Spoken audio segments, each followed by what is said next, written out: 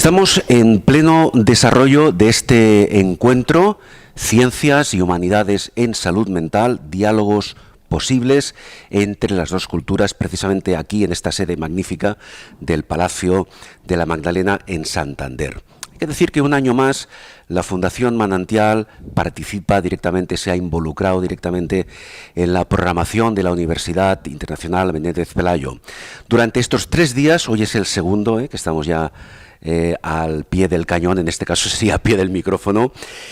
Durante estos días se está abordando la actual situación sobre, entre comillas, el divorcio entre ciencias y humanidades, o entre humanidades y ciencias, donde la salud mental evidentemente no es ajena a esta situación. Se trata, por tanto, de un curso que pretende fomentar discursos y debates posibles que eviten lo que podría ser lo que es la polarización de esas dos culturas, y que esos debates generen diálogos aplicados al ámbito de la salud mental en distintas disciplinas. Por ejemplo, estamos hablando de medicina, estamos hablando de psiquiatría, estamos hablando de filosofía, de psicoanálisis, de literatura, de física, de psicología, incluso de fotografía. Quiero decir, el espectro es amplísimo. Todo ello con el objetivo de encontrar herramientas, posibles herramientas, para que nos entendamos un poco mejor a nosotros mismos y el tiempo que estamos viviendo. Y precisamente vamos a abordar algunas de estas cuestiones con Benjamín Herreros. Hola, Benjamín, encantado. Hola, Carlos, encantado. Benjamín Herreros es el director del Instituto de Ética Clínica Francisco Vallés y director del Máster Universitario en Bioética Clínica de la Universidad Internacional Menéndez Pelayo, Fundación Ortega Marañón. Además, es médico especialista en medicina interna y medicina legal y forense, y también licenciado en filosofía. Yo no sé si con todo esto, Benjamín, te queda tiempo para otras cosas, ¿eh? Pues nada, bueno, en primer lugar, gracias por la introducción, Carles. En relación con lo que decías de si me queda tiempo y con las tareas que yo trabajo, claro. La Fundación Ortega Marañón, precisamente en la que yo trabajo en Madrid, y que hacemos el máster de bioética clínica con esta universidad, con la Menéndez Pelayo, es una institución, yo creo, muy representativa de lo que estamos trabajando en este curso y en estos días. ¿Por qué? Porque es la Fundación Ortega Marañón, es decir, filosofía y medicina, y por eso desde ahí el ámbito que queremos hacer de unir humanidades y ciencia, unir disciplinas que históricamente se han separado de una forma artificial, resulta importantísimo, porque claro, los humanos, para entender el mundo, de alguna forma hacemos clasificaciones, hacemos disciplinas, tú eres de ciencias, tú eres de letras, pero es una clasificación artificial. Realmente los problemas vienen en sí mismos sin divisiones, y somos los humanos los que después hacemos esas divisiones: ciencias, humanidades, filosofía, medicina, y desde la Fundación Ortega Marañón, en este caso con este curso, lo que intentamos es unir esas dos culturas y que los problemas se aborden de forma conjunta, desde las dos partes de un mismo río. Claro, una tarea, un objetivo que me da la impresión que es bastante complejo, o dicho de otra forma, no es nada fácil. Entonces vamos a empezar por el principio. Por cierto, hay una pregunta que me parece incluso fundamental antes de continuar. ¿Un médico, como es tu caso, puede ser filósofo? ¿Un filósofo puede ser médico? Es decir, ¿qué nexo de unión existe, si es que existe, que creo que sí, porque ahí está el caso de Benjamín, entre la medicina y la filosofía?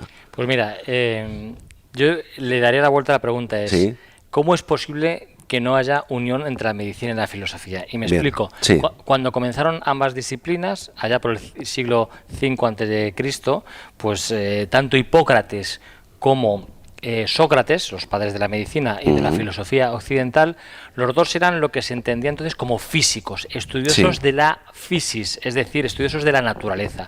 Y la naturaleza, en su conjunto, nos trae preguntas sobre el cuerpo humano, que después la medicina se centrará en ello, y preguntas sobre la naturaleza en un sentido más filosófico. Pues estas disciplinas estaban unidas al principio. Sócrates y sobre todo Hipócrates era médico y filósofo, como lo ha habido muchos después. ¿Qué ocurre? que después la especialización de las disciplinas y la necesidad que decía del ser humano de estructurar los conocimientos y separar conocimientos ha hecho que se terminen distanciando.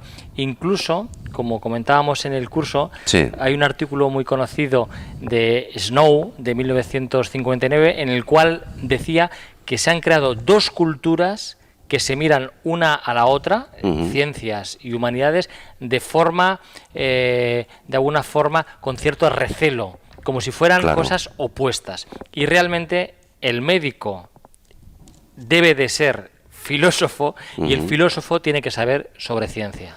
Claro, y lo que es, digamos, sorprendente, visto desde fuera de contexto, es que ese nexo de unión que ahora comentamos entre medicina y filosofía está enraizado en la historia, es decir, no es nada reciente, ni mucho menos.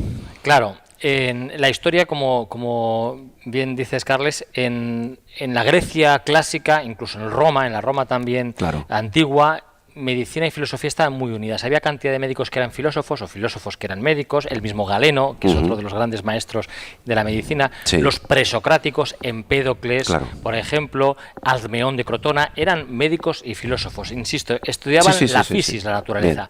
Durante la Edad Medieval, ciertamente la religión domina todo y ahí no importaba tanto la medicina o la ciencia o la filosofía, sino que era la justificación del punto de vista religioso.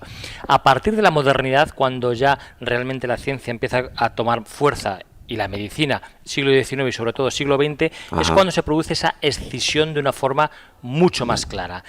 Y bueno, eso no quita que a lo largo de la historia haya habido siempre algunos personajes importantísimos que hayan intentado unir puentes, unir esas dos disciplinas.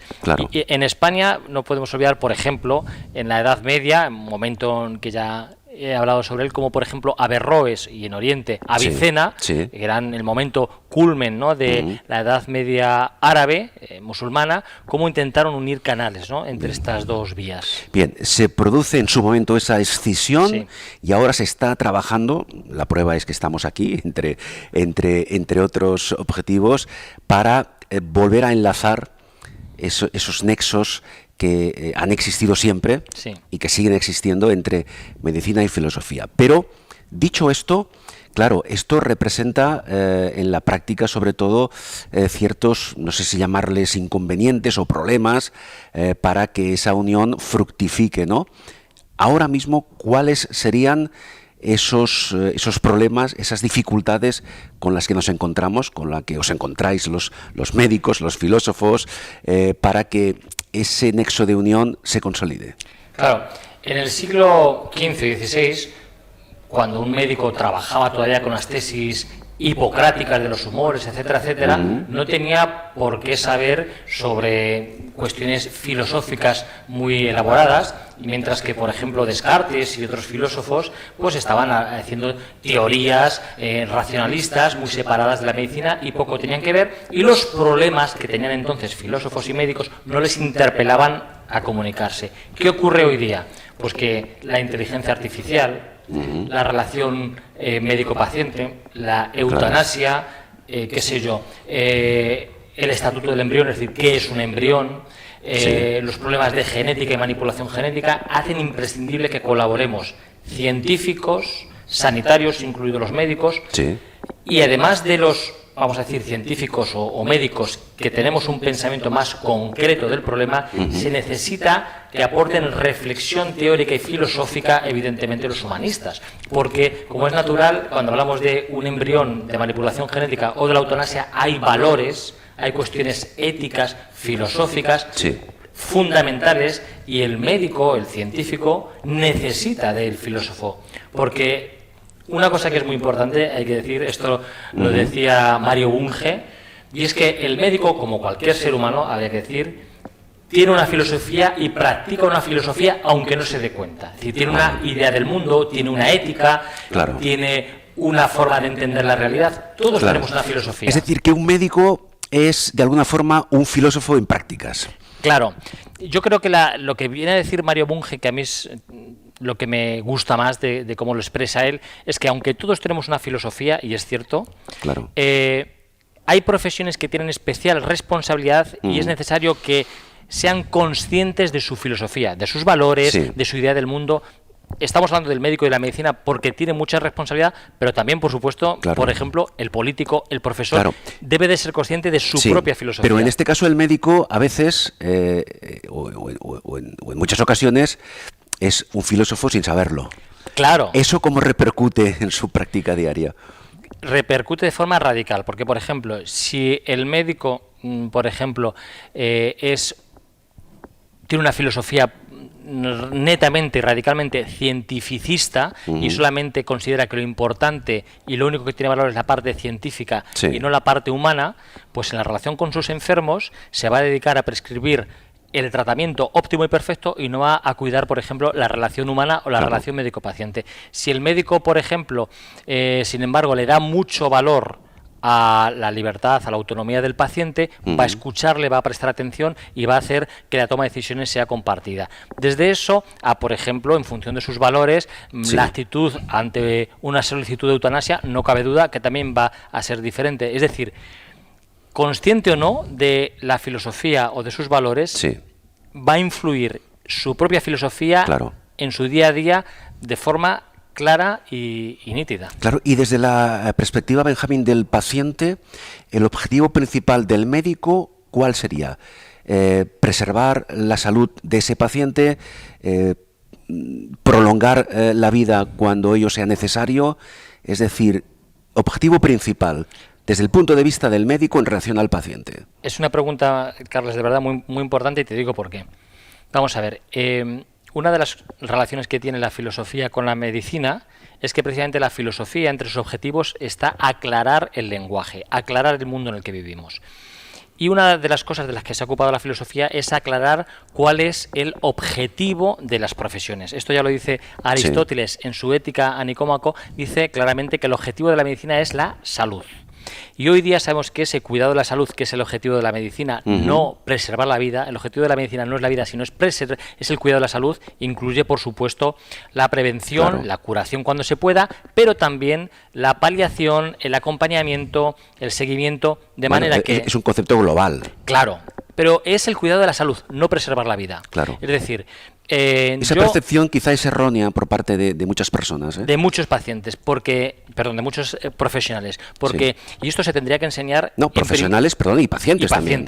Sí, y familiares. Claro. Porque muchos residentes con los que a lo mejor he tenido que trabajar y estudiantes de medicina llegan al hospital pensando en salvar vidas, pensando en prolongar la vida por encima de todo, pensando en diagnosticar, aunque el paciente imaginemos que tiene una enfermedad terminal, está falleciendo, y el médico poco experto piensa que tiene que diagnosticar y prolongar la vida. Tu objetivo no es prolongar la vida, es cuidar su salud, y en ese momento el cuidado de su salud consiste en evitar sufrimientos, en tener una buena calidad de vida. Pero eso hay que explicarlo bien. Claro. Porque eso puede generar controversias y malos entendidos de alguna forma. Claro, pero esto es a lo que me refiero cuando digo que la filosofía ayuda tanto a la medicina, porque la filosofía precisamente lo que ayuda es a esto, es a aclarar ideas y conceptos, a aclarar cuáles son los objetivos y fines de la medicina, porque muchas veces ni los propios médicos lo saben y sin embargo con un razonamiento, vamos a decir, desde fuera, filosófico y de filosofía de la ciencia, se nos puede ayudar a los médicos muchas veces a saber precisamente cuál es el objetivo de nuestra profesión. Entiendo.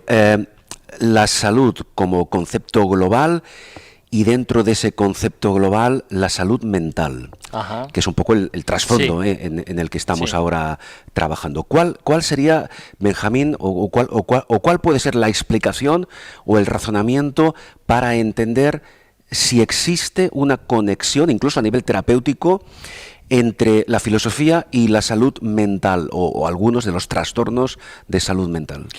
Aquí, ciertamente, por suerte, en el curso hay psiquiatras y psicólogos que van a ayudar mucho a responder a esta pregunta. Yo, desde el punto de vista de la unión entre humanidades y filosofía y medicina, concretamente salud mental, tengo que decir que los psiquiatras, la psiquiatría, la salud mental, posiblemente es la parte de las ciencias y de la medicina más próxima a la filosofía. ¿Por qué?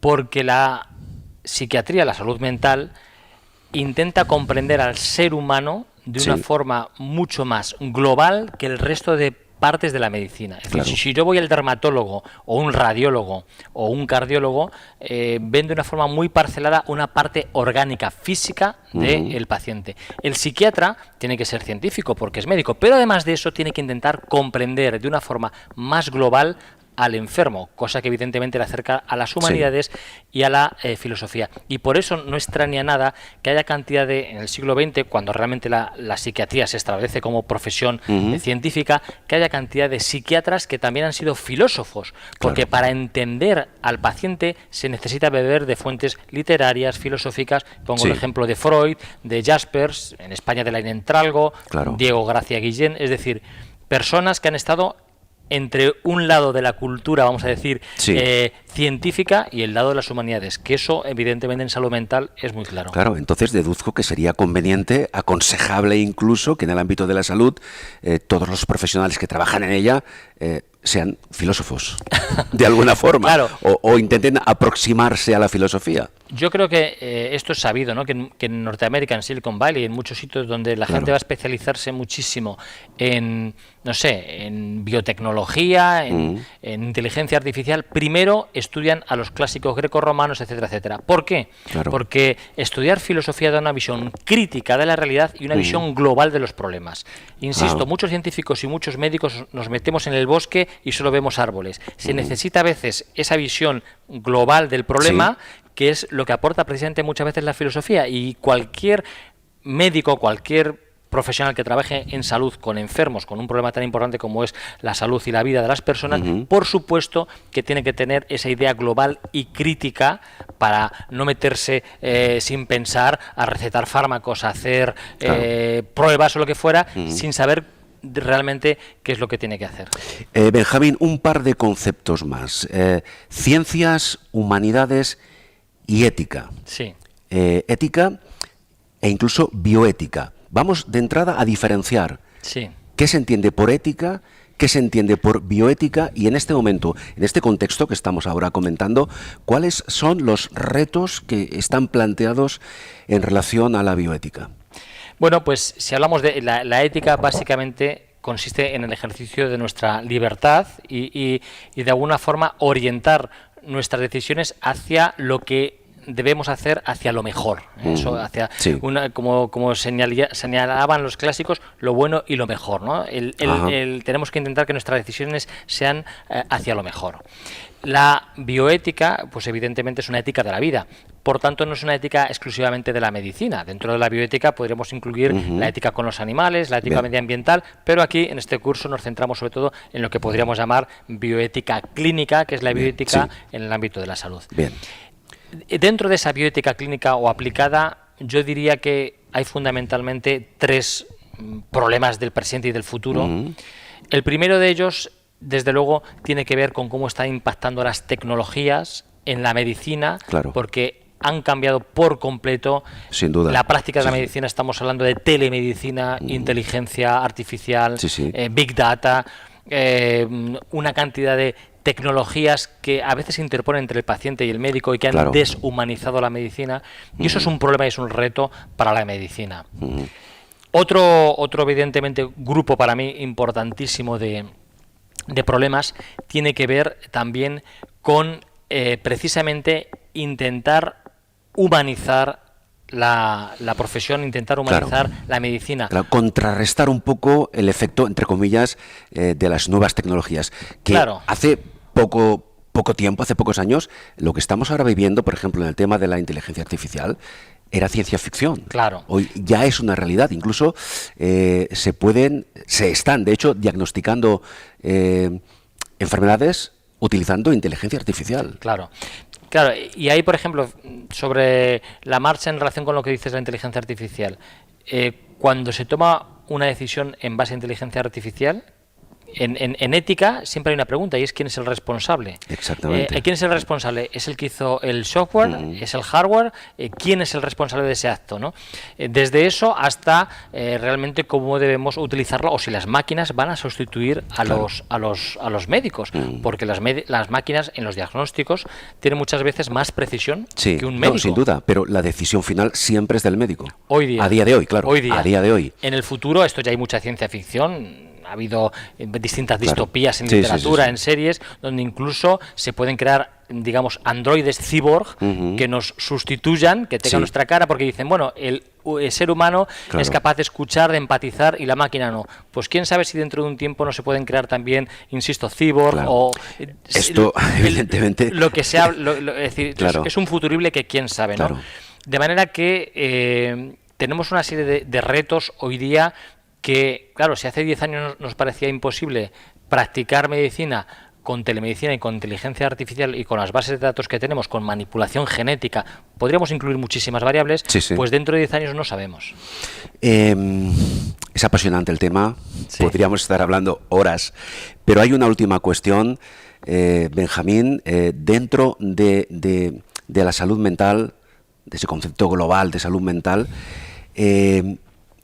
vamos a intentar explicar cuál es la relación que existe entre dos conceptos que algunas personas confunden, mente y cerebro, porque evidentemente no es lo mismo, pero sí que hay interconexiones entre ambos conceptos.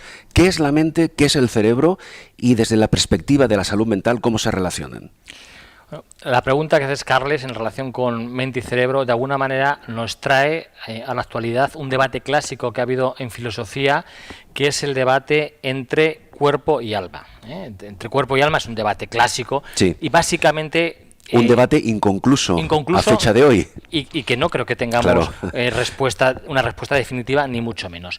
Básicamente voy a exponer de una forma así lo más sencilla posible las tres teorías que se han manejado y se manejan. Muy bien. Hay una teoría que es la que ha dominado a lo largo de la historia, hasta la explosión del mundo de las neurociencias, que es la teoría dualista. Una cosa es el cuerpo, otra cosa es el alma, o diríamos una cosa es la mente y otra cosa es el cerebro, y la cuestión es que son cosas diferentes y hay que ver cómo se relacionan.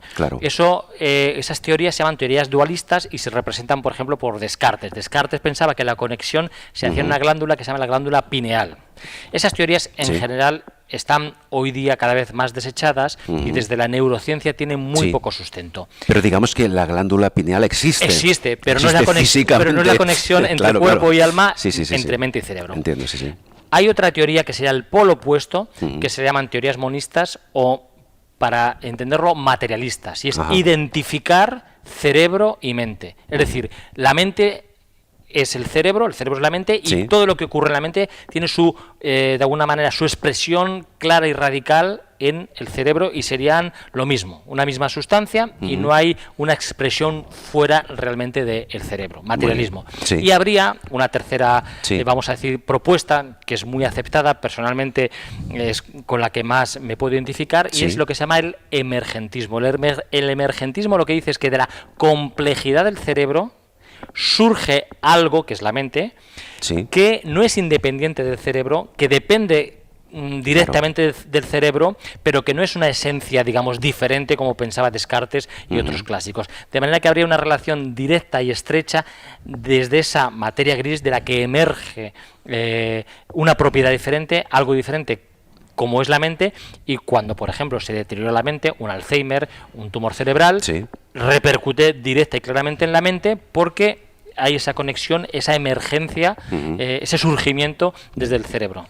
Y en esto, pensando ya en salud mental, que es un poquito lo más importante que nos ha traído aquí, pues hay que decir que, claro, es importante conocer el cerebro, porque muchas enfermedades mentales, evidentemente, tienen en el cerebro, en esa base neuronal, tienen un sustento, un sustrato, aunque luego en la creación de esa mente, evidentemente, el entorno social y muchas otras cuestiones son fundamentales. De manera que no se puede explicar la mente, no se puede explicar la enfermedad mental recurriendo única y exclusivamente al cerebro. Eso sería un error. Es el cerebro y el contexto en el cual uno se desenvuelve. El entorno, eso es lo que los psiquiatras hoy hablan del modelo bio-psicosocial, ¿no? Que es un poco esa interrelación entre mente-cerebro junto con un entorno que lo condiciona.